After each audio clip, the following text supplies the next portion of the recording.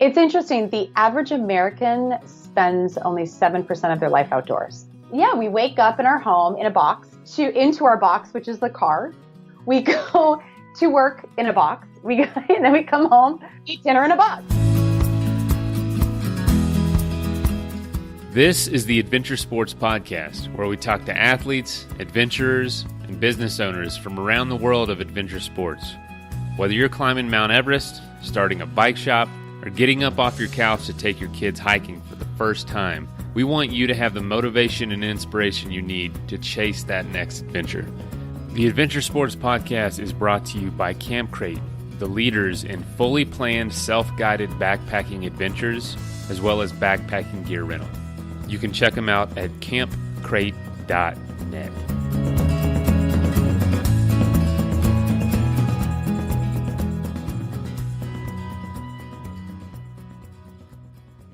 Oh man, gotta take a deep breath. What a week. And it's not over yet. But it is Friday, and tomorrow starts the weekend. I hope you have some cool plans of what you're going to be doing. Again, I apologize. My dog is still chewing on that toy in the background today. It's just like every time I get this microphone out now, she goes find your toy to chew on and make a racket. But she's just so stinking cute, I can't stop her. But today's episode is really, really great. It's Sara Schulting-Kranz. We talked about this before on some Life Outside the Box episodes. A life outside the box, hopefully, is going to be a choice you make. Not all of us have that luxury, and sometimes our life outside the box just kind of rears up and slaps us in the face one day. And for Sara, that is definitely the case. And she took it and made something beautiful out of it, and is an extremely strong woman, extremely powerful story of just the most unexpected things happening to you in life and having to grow from it. I know that she is not alone. I guarantee most of y'all out there could tell your story and blow us all away. In fact, if you want to, get in touch. We want to hear your story as well. But we talk about how her life just turned upside down almost instantly, and how she rebuilt it from there and used nature and used the wilderness to heal her and to help others around her, as well as kind of a very cool thing she does. She wears high heels on the top of mountains. She doesn't climb up on them with high heels, but you'll see in the show notes the picture of her with her hiking gear on and some red high heels on. It's pretty cool. But before we get started, just some quick announcements. As always, you can become a patron, aka a financial supporter of the show, at patreon.com/adventuresportspodcast. That website URL is also in the show notes, so it's just a link you can click on. Also, get in touch with us if you have a story, if you know somebody with a story. We're always looking for great stories about nature, about adventure, and about the wilderness, just involving this awesome planet that we live on that we call home. Oh, what an awesome place.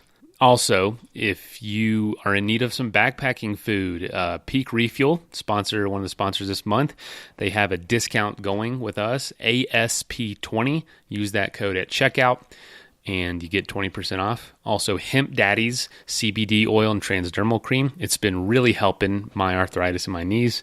Use Adventure10 at checkout to get 10% off. And Powder 7 Ski Shop. They are just awesome people. Awesome ski shop. They sell used and new skis and ship it anywhere in the country. So they have some great deal on their used demos. All right, let's get into this thing and have an awesome weekend. Do something epic. Do something that's going to be worth being on this show. How about that? Well, of course, unless you don't have time. And if you don't have time, at least train for something that you're going to be worthy to be on the show one day. All right, y'all. All right, everybody, welcome to the show. Hope you're having a good week so far. And today we have Sara Schulting-Kranz. Sara, welcome to the show. Thank you. I'm so excited to be here. Good. So I'll just give a brief overview, but we can go into more detail. You guide, you speak, you do workshops, you're a mom, you run across the Grand Canyon for fun, you climb mountains. You've done a lot of interesting things, and you help empower people to get out there as well. And you do one thing in particular that a lot of people, I don't know if a lot of people know you for, but that's how I found out, is you like to wear a certain type of shoe on top of mountains that you don't really see that often, which are high heels. Yeah. You don't climb the mountains in those, though. I do not climb the mountains. No, I do not. Well, Everybody asks. Yeah. Well, I want to hear about why you do that, and as we get into your story, because I've never seen it before. Let's just put it that way. Absolutely share. So, something I always ask: where are you coming from today? I'm actually residing just south of LA. I live in Hermosa Beach currently. I'm originally from a small town of about 1,100 people, little farming community called Black Earth, Wisconsin.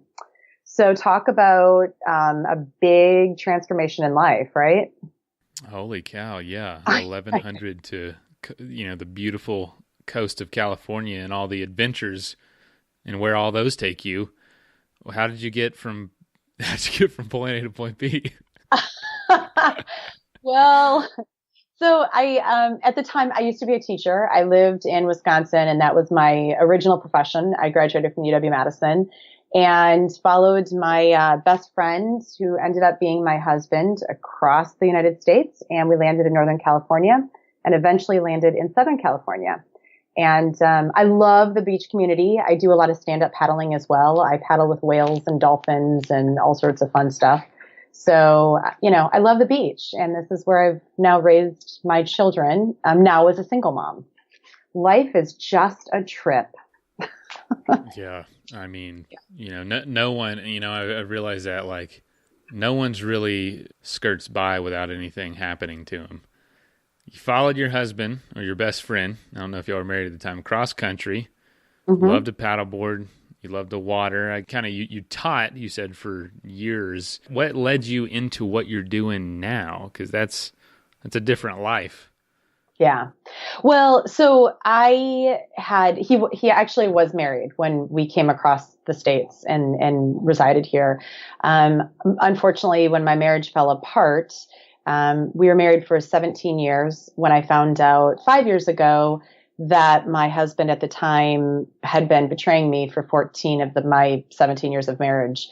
And unfortunately, everything came crashing down at once. I found out, do you mind if I just dive right in? Will your listeners care? Your listeners won't care, right? We're really open. We talked about anything. We're all family. There you go. In one way or another, we are all family. So I found out that he was betraying me with men. I found out he was gay. And he also had multiple addictions going on at the same time. And I have 3 boys, 3 amazing boys.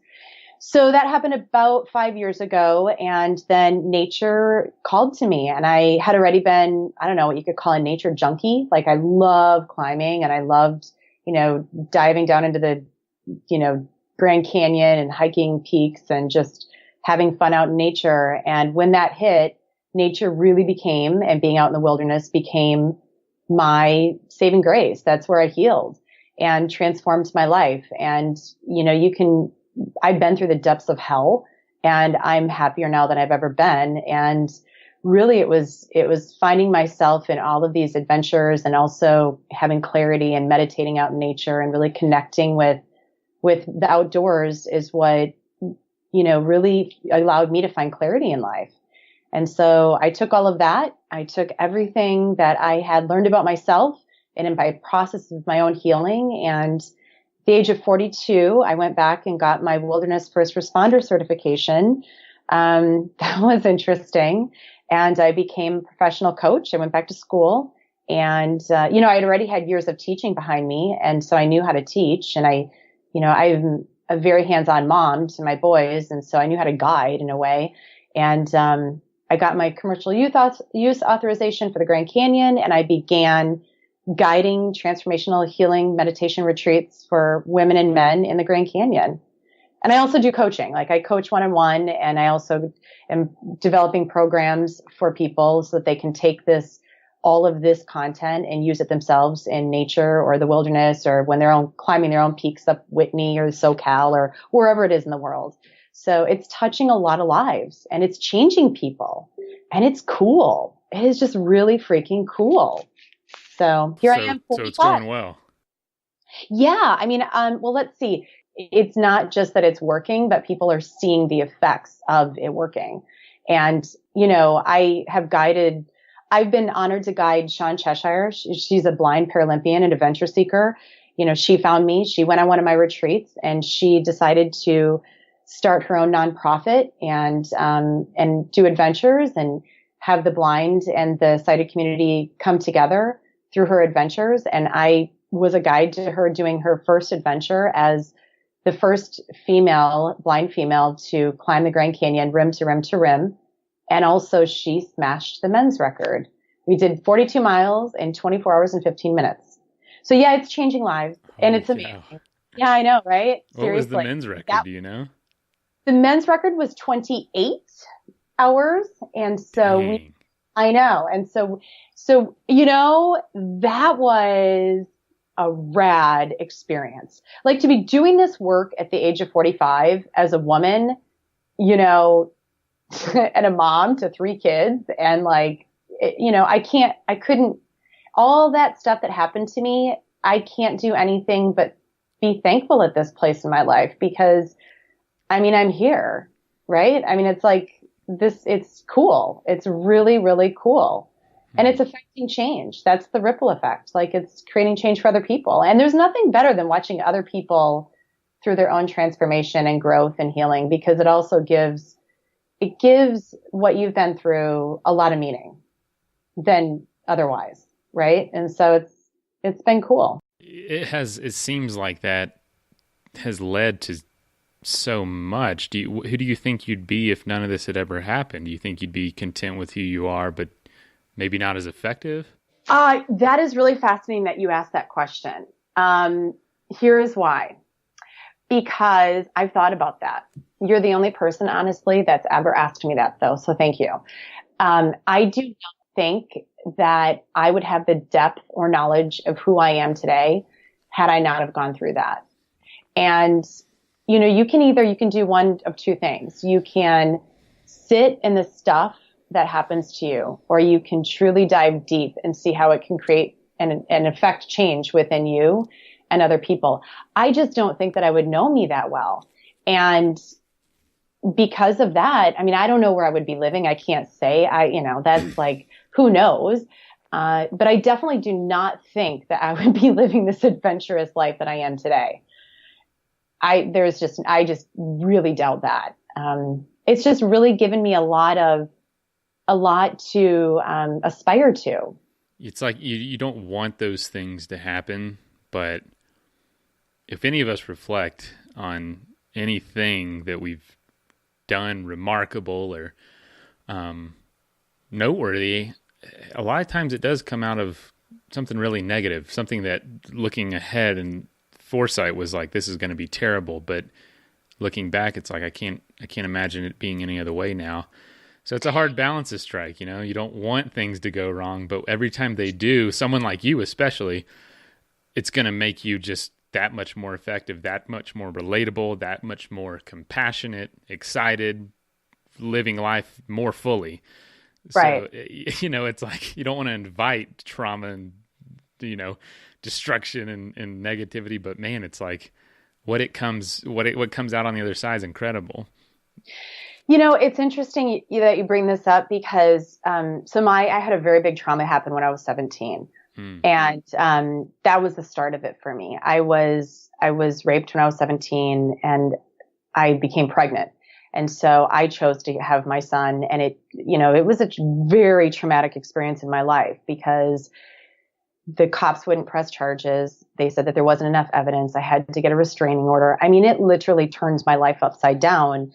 And I still ended up going to college and really worked my way through that, and with the support of my family. And, back then I remember thinking someday this needs to go into a book because nobody should have to live like this. Nobody should have to feel alone. And I really back then learned so much about myself.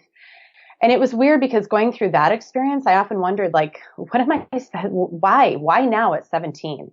Why? And I just knew there was something bigger. I had no idea that I would land in a marriage, and understand that there was a lot of amazingness to my marriage. And my husband at the time had his own things that he was going through, and we've worked through that, and I've forgiven him, and we're friends today. Understand we still have our moments. I will not say that it's also perfect ever. But we definitely have worked through that because we also have kids together. And the process has taught me how to be a better human being, I believe. And so it also, going through this second trauma at the age of 40, I knew kind of what to do because I had resorted back to what had happened to me at 17. And there was a moment I remember thinking, like, what the hell? Why does this stuff keep happening to me of all people? Why? And you start to wonder that. You're like, why does this stuff keep happening to me? I mean, I'm sure a ton of your listeners are thinking the same thing, where it's like, why does this stuff keep happening to me? And at the same time, I remember thinking to myself, it's happening to me for a reason. And whatever that reason is, and I know a lot of people don't like that comment. But for me, for my own personal story and my own journey, I know, and I knew at the time it was happening for a reason. And what came of it was, in transforming in nature and really diving deeper into who I was, I realized, oh my gosh, if I could get through all that I've gotten through, and I'm happy and I'm thriving and I'm, loving myself more than ever, other people can do the same thing, and they need somebody to guide them through that process. And so that's where I went, oh, okay, I get it. I understand. I think I was on the ocean, like 4 miles offshore when this all came to me, and also hiking in Sequoia National Park. Those are my two big moments I remember, like in nature, where I went, oh, I get it. I'm getting it now. Yep. I understand. So what do you think it is? Cause you said when your husband and you first started having that conflict and all that happened, you resorted to just wanting to be out in nature. What do you think it was about nature that helped you deal with it? Well, so it's interesting. If you read Florence Williams, she has a book called The Nature Fix. And, I didn't really know what it was internally, like that whole scientific side. I didn't know what was going on with my brain and all that stuff until I started reading her book.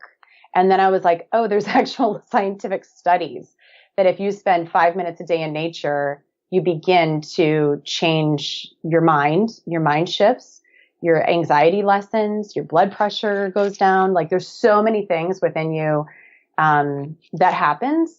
But for me, it was also the somatic healing. Our cells hold trauma. And when you can work the trauma out within your cells, out of your cells, that's when you start to actually feel better. Your everything starts to feel better. And so, for me, it was really connecting to the simplicity of nature as well. I would sit there and this is no joke. Like this stuff happened to me when I was going through this process. I would, be out on like 4 miles offshore, and whales would just come out of nowhere. There was one day where I saw 12 whales when I was on my paddleboard. Wow. And for me, I was also thinking, I remember really, connecting to them. I was out there alone one day, 3 miles off, the wind started kicking up. Everybody that I was with a group of women, they all went in, and I was like, just give me a little bit of time to myself. I need to do a little bit of meditating and thinking. And I was in the midst of all of this, and this whale came out of nowhere, and it turned. There were actually two of them. The one though, flipped, turned, stopped, and his eye looked directly into mine. And I was just sitting there gazing in his eye going, oh my gosh, this is connection. Yeah. Like this is why we're here. And not only with each other, connection with each other, but connection with the earth, connection with nature, connection with, whales, dolphins. I mean, I've had it all. And so don't think I'm not safe in these situations, because it's not like I'm chasing them, and it's not like I'm looking for it. Right. It just appears. And I think that that's a part of what we all forget too, is that, we keep chasing everything in life. And if we would just slow down, we'd understand that it's right in front of us, whatever it is. I mean, how many butterflies crossed my path today because I slowed down and watched? So what do you mean by that? The things that, like the things you need in life or the next step in life is in front of you rather than something you have to actively create for yourself? Yeah, truthfully, yes. I mean, I think that there's a balance between the being and the doing, obviously, right? Like we have to do stuff in order to to take action. And on the same side of it, sometimes we're always taking action that we're not slowing enough to actually be present with the action that's happening around us. And so if we could slow down in those moments and actually be present, that's where the connection lies. That's where you start to get the hints or the things from the universe or whatever you want to call it, God, whatever. I'm a very spiritual person too. And so, I mean, I live in nature and I live in all of that. So it's really being able to slow down and noticing the things that you need are right in front of you. If it's the people who you cross paths with, if you just ask the right questions, most of the time we don't ask the right questions, right? And within ourselves and from others. And there's no reason that that we can't find the things that we need around us. Truthfully, if you think about it, whatever it is in the moment, peace, whatever it is. So all of you know that I deal with some chronic pain, some chronic inflammation in my knees, and it's been an issue with my adventure sports career.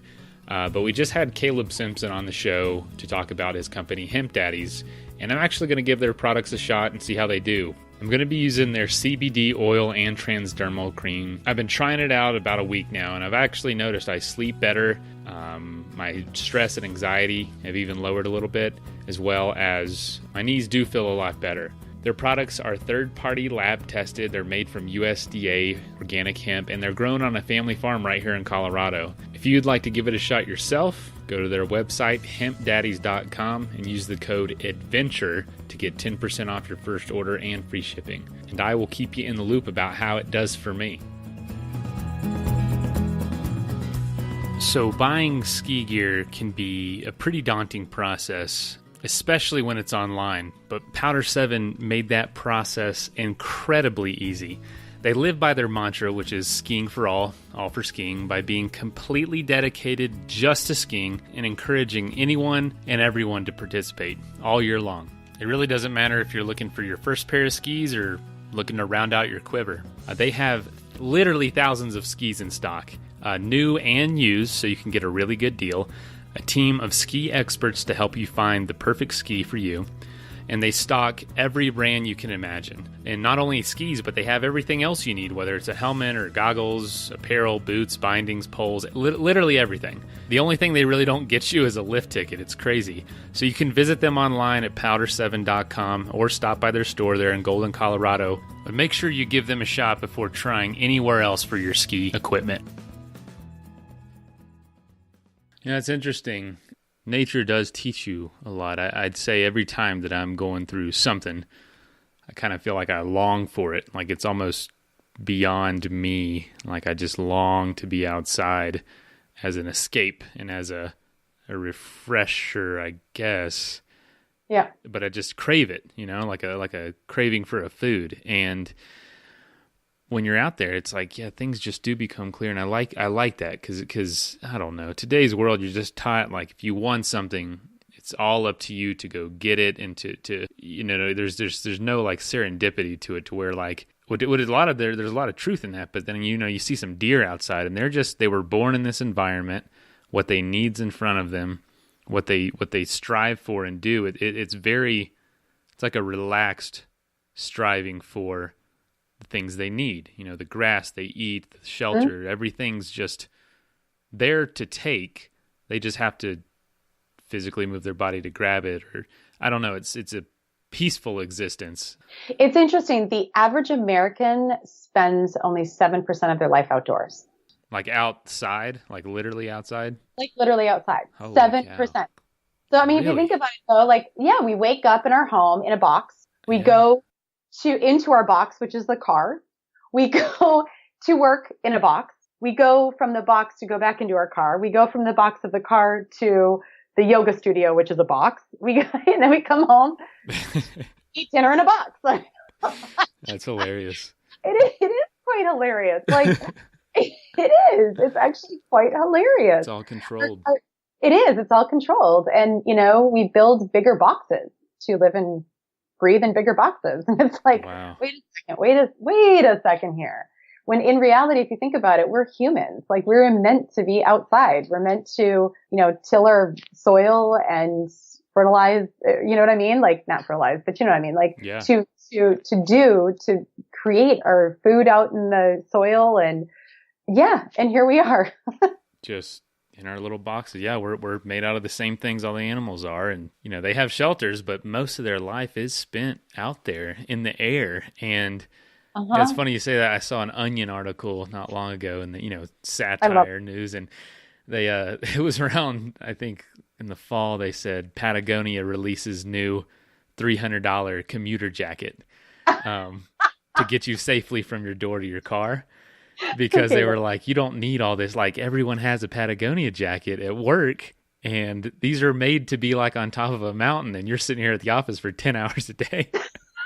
That's hilarious. So they came out with this specific commuter jacket, which I thought was hilarious because that's great. It's kind of overkill, especially like we're in Denver, and everyone looks like they're ready to go hiking all the time. Why are you wearing your approach shoes at work? You're not on a ridge. You know what I mean?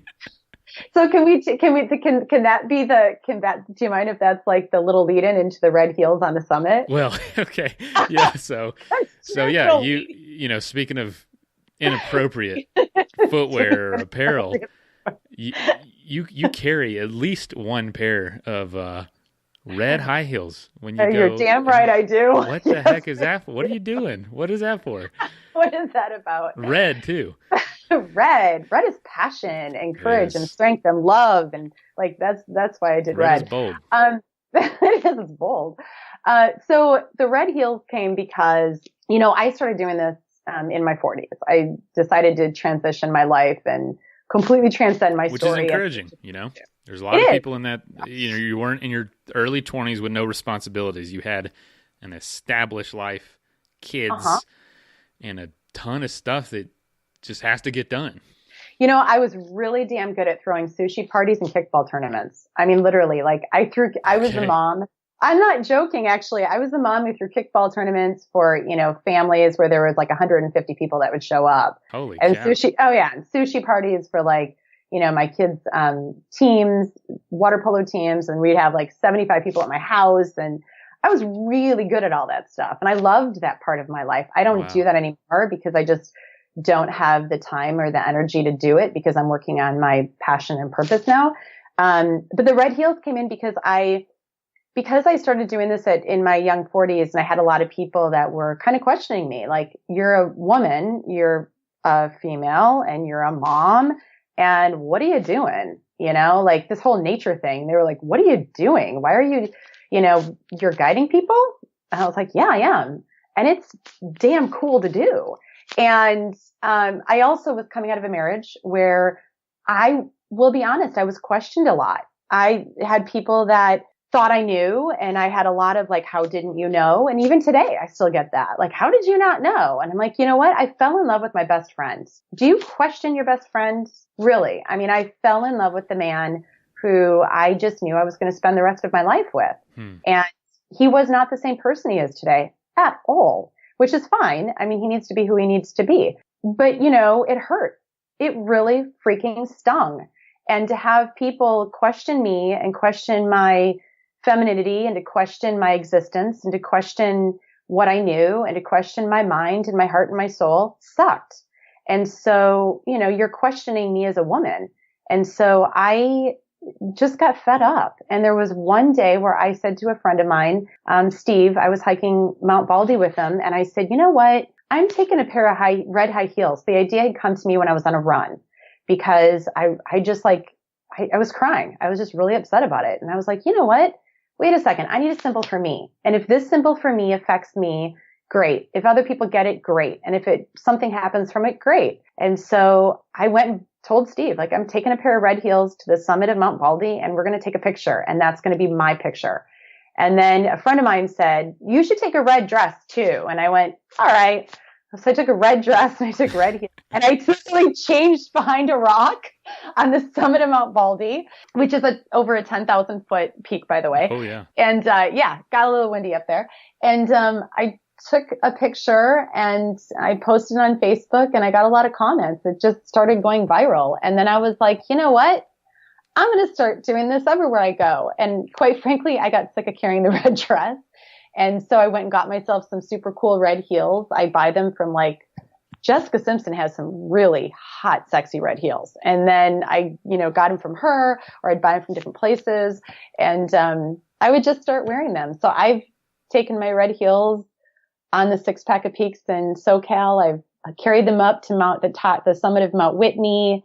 I have carried them on the High Sierra Trail for 8 days. I've taken them up Half Dome. I've taken these things everywhere. And I mean, that's just it's for me, but it's that those pictures they're for me, but they're for every woman that is going through anything of which I'm going through, anything at all, because that stung. It was a time in my life where my feelings were hurt by what was being said. Oh gosh. Yeah. I mean, I wouldn't blame you if you never got out of bed again, much less do everything you've done. Well, thank you. I mean, it's, and that right there is also why I do it, because thankfully I didn't go to that place. I could have very, very easily. Don't think there weren't days where I would, cry myself to sleep, or I would go literally lay in an empty bathtub and just bawl. Or I would just sit in the bathroom and just let the tears go. I mean, I was on the 4 miles offshore on my paddleboard one day, I remember, and I got so mad and I took my paddle and I just started smashing the ocean. And I was just livid. I was like, this sucks. Going through this sucks. And how could somebody do this to another human being?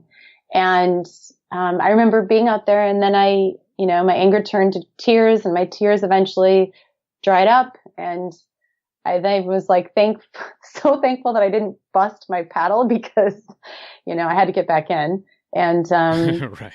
Right. 4 miles offshore, that would have sucked.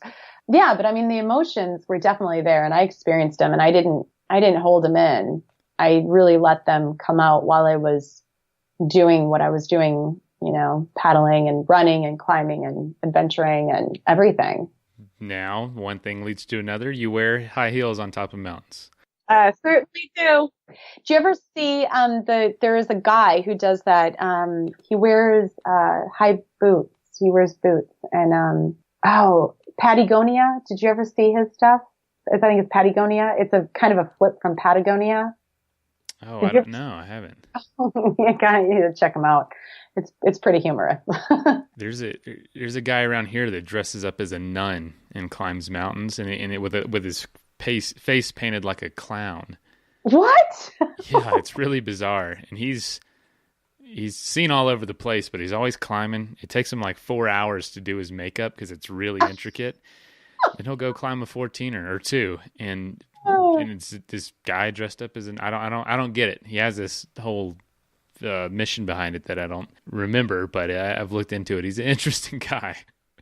We have a lot of interesting characters in this world. I mean, it just makes the world that much more interesting, right? And so, honestly, it adds color. It adds it's memorable, and frankly, a lot of times it takes people going through something really out of the norm to kind of end up being out of the norm and inspiring lots of people. And so now one thing you do is you take people on trips. What do those trips look like? Is it geared towards telling your story and people that have gone through something similar, or is it just enjoying the outdoors? What do the trips look like? Well, it's interesting. I get anybody, literally anybody and everybody. The very first one I ran was a male female, and then I just started doing only females. And now the one that I'm running in February, this month, the end of the month, is a male female. And because I had so many men that were coming to me saying, we need this too. We've been through stuff. We need stuff. We need somebody to guide us. And I love that, because I 1,000% agree. So we do a lot of coaching before the retreat. So we do sessions a month out, And then we also, so you get to know everybody that is there in your group.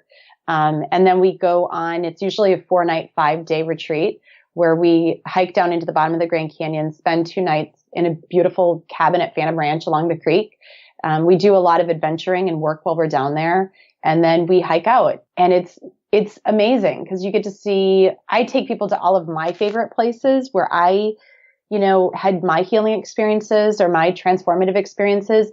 It's for people that truly, the retreats are for anybody. They're for people that are ready to transform their life or ready to make a step or to figure out where they're at in life or, to really connect, within themselves and with the outside world, because we have to turn our phones off, people. Like we got to turn our phones off, and we have to learn how to reconnect with who we are.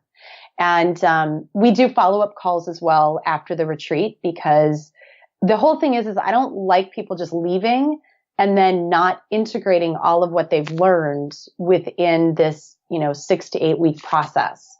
Because remember, it's not just the retreat. It's also the process of from the beginning to the end of it.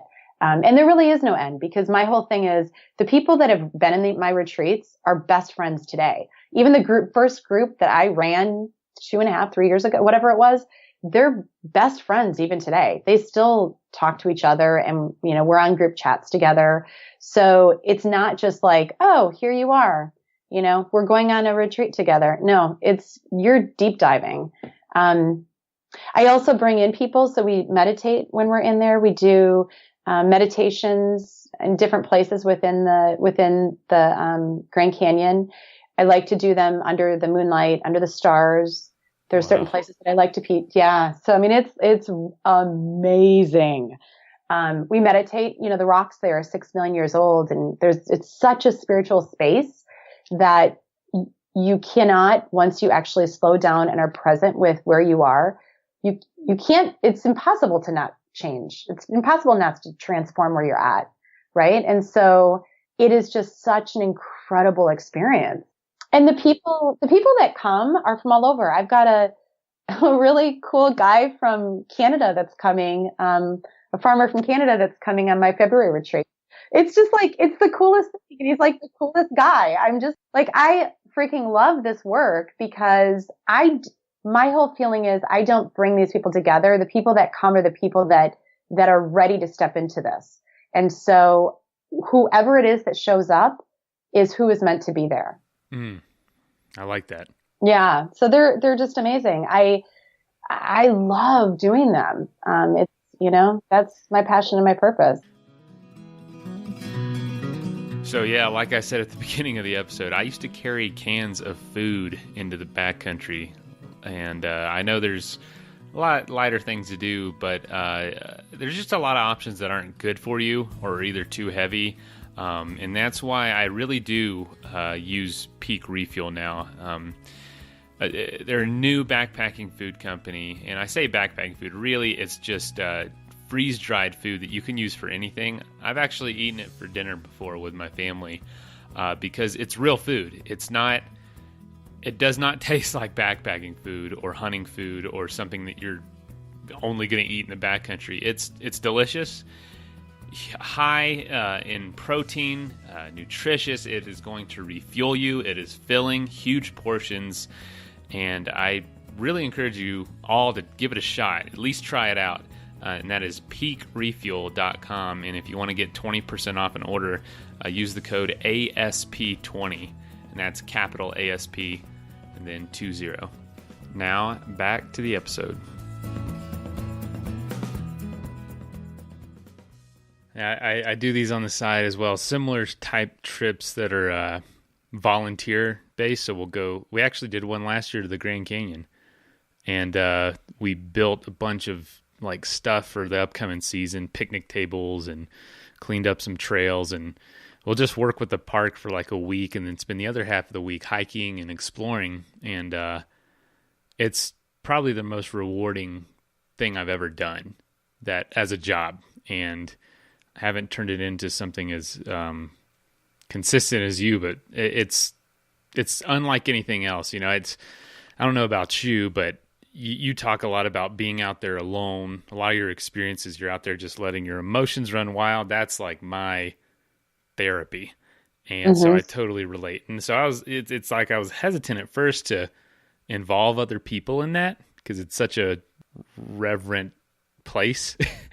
But then you bring other people and you see it in their eyes like, oh my God, like this is amazing. You see them look into the Grand Canyon for the first time or discover something about themselves after 3 or 4 days that or break down or admit something. It just have these incredible moments, and there's nothing like sharing it with other people. There's nothing like it.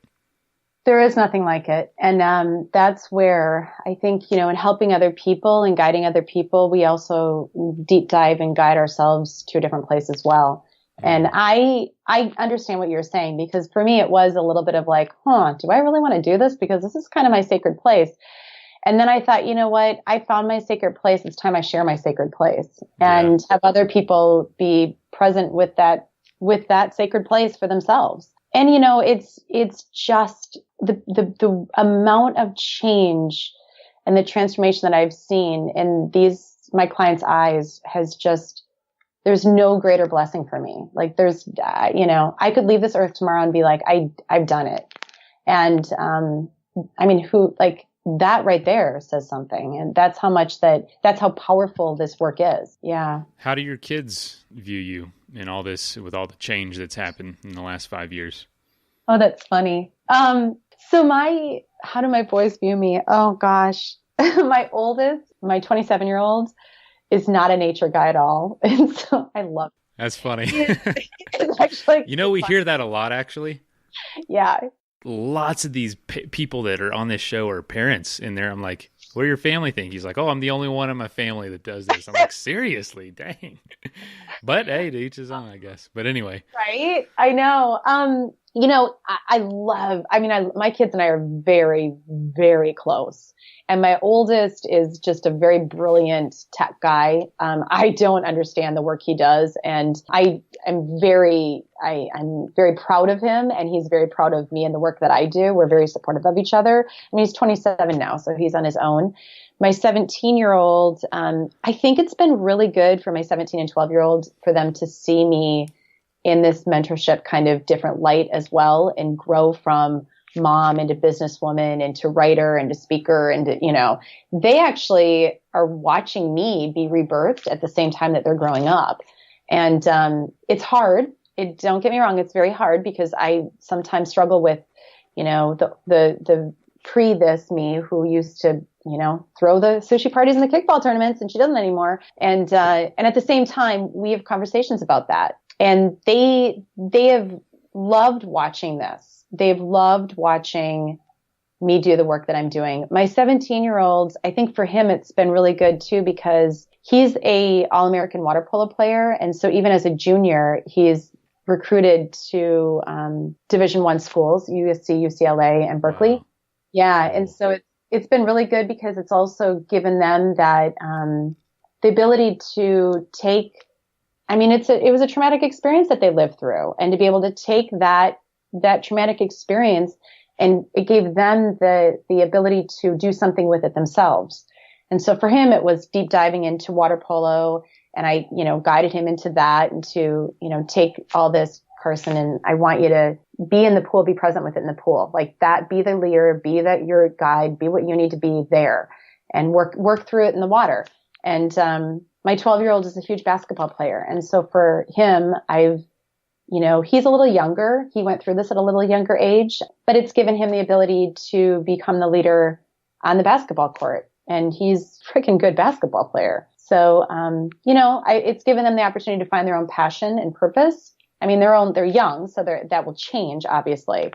But at this time in their life, by also watching me and, you ever hear that phrase, drinking poison, living in anger is like drinking poison and expecting the other person to die? Holding on to anger is like drinking poison and expecting the other person to die. No, I've never heard that. Wow. Yeah. Right. And so, that's having them in my life has given me the purpose to not hold on to the anger in my life either. because it's given me the ability to step into forgiveness and to step into gratitude and to step into those pieces that I need to be able to move my own life forward. So,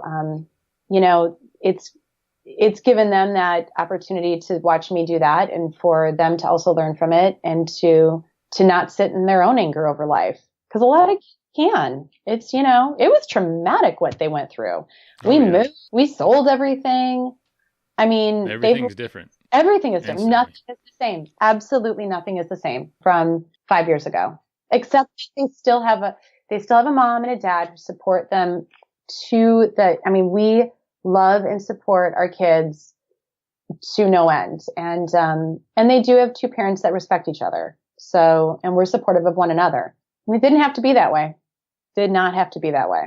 No, my parents are divorced and they get along really well. And they did not have to choose that. But my dad he tells me all the time, he goes, what's stranger, hating the person that gave you children, trying to get along with them after you end things? And I was like, yeah, it is bizarre to love someone so much, to have children that you share that obviously look like both of you, and then to hate them. It's like hating half of your kids almost. Right. And I think that for me, I mean, we could go on and on and on about this. Right. It's like, because I love having deep conversations like this. Obviously, it's my job too. But, for me, it was also attaching that forgiveness to that piece of him that I also fell in love with, because I truly believe that we have the good within every one of us. And for me, that's how I choose to live my life. And, what you feed grows, and he fed a part of him that I don't understand, and I don't need to understand, and I won't ever fully understand because I'm not him. But I respect him regardless. And so I choose to be friends with that piece of him that I fell in love with when I was 19 years old. That's awesome. So with everything going on, we'll wrap up with this. What do you see yourself? What do you see this becoming? What would you like it to become in the next 5-10 years? What you're doing? Oh, that just gave me the goosebumps. So I have big visions, and I will just throw them out there. I've got big vision. Today I signed a contract already with Folio Litter Agency. I signed it 2 weeks ago, but I got to actually post it on social media today and put it out there. And I love Gabby Bernstein. I someday cannot wait to hug that woman, because it was her book that was sitting next to my computer when I was, writing my proposal and going through all of this. I believe in manifesting. I believe in the universe. When I was on the High Sierra Trail for 8 days hiking, I prayed every day. I kept visualizing, like, I want my book to be coming out of women's packs someday. And I'm going to turn and I'm going to see some woman laying on a summit somewhere reading my book. And I'm going to go up to her and hug her and say, I wrote that for you. I wrote this book for you. I did all of this work for you, and keep creating change in your life so you can create change in others. And so I envision me taking this to the big stage. I want to be in front of thousands of people, speaking the message and sharing, so that no one feels alone. I want to be in a room where there are thousands and thousands and thousands of people, and we all feel connected. And I want to be, it'd be awesome if that could happen outside, where it's like not in a box, where I could be, creating those meditations where we're under the stars all together.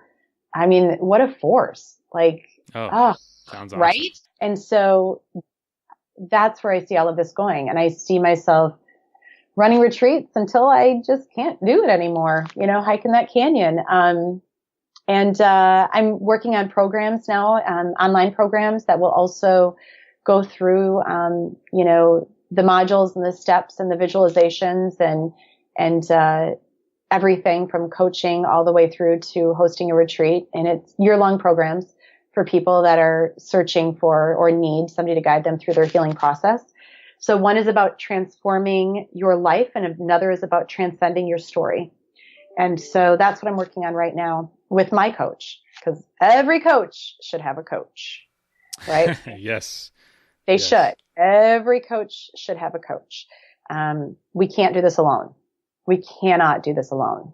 So that's what I see. I see my book like out there, way out there across the world. Can't wait. Well, there'll be one on my desk. So thank you. Yeah. There's actually, guess I didn't even mention this either, but there's a documentary being made of my life as well.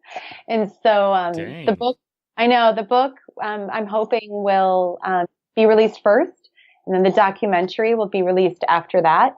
So we're in the process right now of production. We've done all of the filming in the back home in my hometown, and we filmed here already as well in SoCal. And so we will be filming, I think, in the Grand Canyon in May. So, my retreats, if any of your listeners want to go on. Yes, I was going to ask, how can people get in touch and find out more about you and what you do? Find out more. So you can find me on Instagram at Sara Schulting-Kranz. It's Sara, no H, Schultingkranz. It's my full name. And follow me there. And then you can follow me on Facebook under the same name. And you can also find me through my website at liveboldly, BOLDLY coaching.com. So, and my documentary, if you want to follow the process of that, which is in production and super fun, it's walkthroughthis.com. Walkthroughthis.com. Cool. And we'll put that in the show notes as well, all those links. Yeah, that'd be great. Thank you. Perfect. And, man, Sara, thank you so much for being on and talking about this and being open about your life. I don't know if you get tired of that or if it gets to be a weight on you, but know that it's helping a lot of people deal with what they're going through. So I hope you never get too burdened with having to tell complete strangers your deepest, all your crap, No, not at all. I mean, it's a part of me, and I know that. And so, there's a lot to me, and I get that. And, I accept that, and I love that. Why not share it? Well, it's part of the reason you're probably here talking to us, having to go through all that. And you didn't get a documentary made because, didn't do anything with your whole life. You know what I mean? You did something. Right. You've done something remarkable and continue to. Thank you. In an awesome place too. Get to go take people to the Grand Canyon. That's unreal. So awesome. Thank you. Yeah. I look forward to meeting you in person. I said I give long hugs though, so be prepared. Okay. All right. Well, I'm a tall guy in Denver with a red beard. Just keep an eye out. I will. Okay. All right. Well, have a good one. Thanks so much for being on. And that was an awesome story. Thank you so much, for sure. Anytime. First of all, thank you so much for listening to the episode. Secondly, if you would like to get in touch, you can leave us a voicemail at 812-MAIL-POD. You can also send us an email, info@adventuresportspodcast.com. Get a hold of us on Facebook, Instagram. Contact us on the website. There's just 1,000 ways to do it. If you know somebody that would make a good guest for the show, whether it's you or somebody you know with a really cool story or background or does an interesting sport, get in touch. We'd love to have them on. Also, if you'd like to be a patron, aka a supporter of the show, patreon.com/Adventure Sports Podcast. You can sign up for as little as $1 a month. You can sign up for $5 a month. And lastly, thank you to our sponsors whose messages follow right now. If you want to save 20% off the best backpacking food on planet Earth, go to peakrefuel.com and at checkout, use the code ASP20.